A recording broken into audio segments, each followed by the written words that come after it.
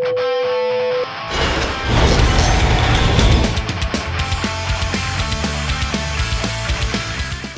what's up, guys? It's Flakfire. Both Automatron and Wasteland Workshop are now available to Fallout 4 players, and the downloadable content has us drilling for more information on the game's next expansion pack, Far Harbor.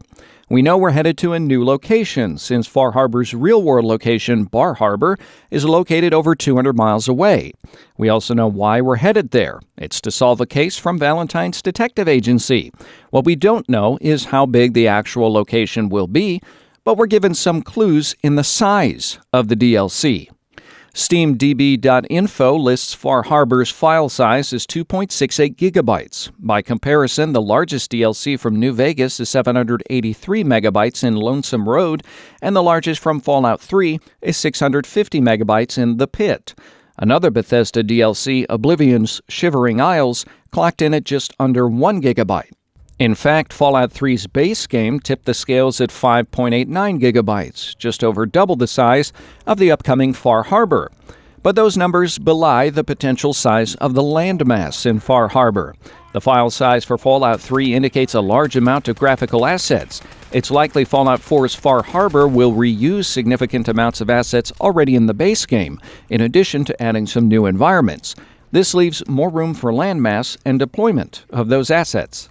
If we take a look at Bar Harbor, Maine on a map, it's actually quite large. If you check out Far Harbor's description, Bethesda clearly describes it as an island. They say, quote, "Travel off the coast of Maine to the mysterious island of Far Harbor, where higher levels of radiation have created a more feral world," end quote. This would indicate Bethesda is planning to recreate the entire island in-game instead of just a harbor like we saw in Fallout 3's Point Lookout expansion. Adding to this belief is the fact the developers also bragged Far Harbor features the largest landmass for an add-on that Bethesda has ever created. Now, I don't want to produce any full-body record scratch type reactions, but check out the real-world size comparison between the island of where Bar Harbor is located and the parts of Boston included in Fallout 4.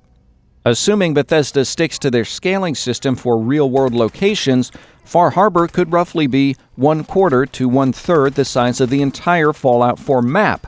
This would also make it almost the size of Fallout 3's Capital Wasteland, but this is based on calculations from other players.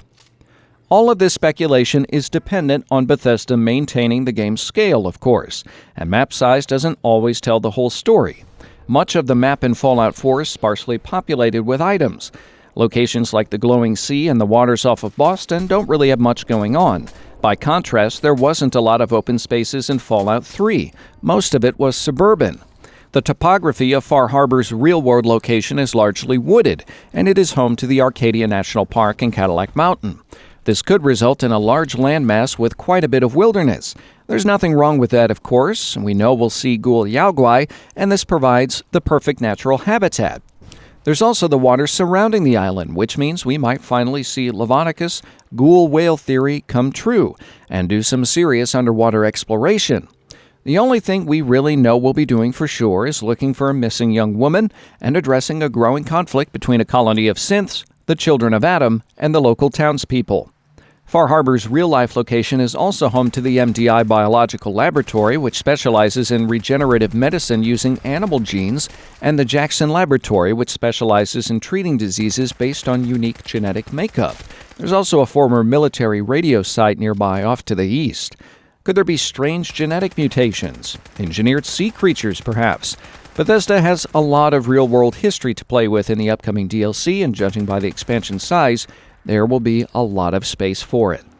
Far Harbor is scheduled to release in May, though a firm date has yet to be set. I'll keep you posted on Fallout 4 developments and future DLC announcements. If you like this video, please like it, share it on Facebook and Twitter, and subscribe. Thanks for watching.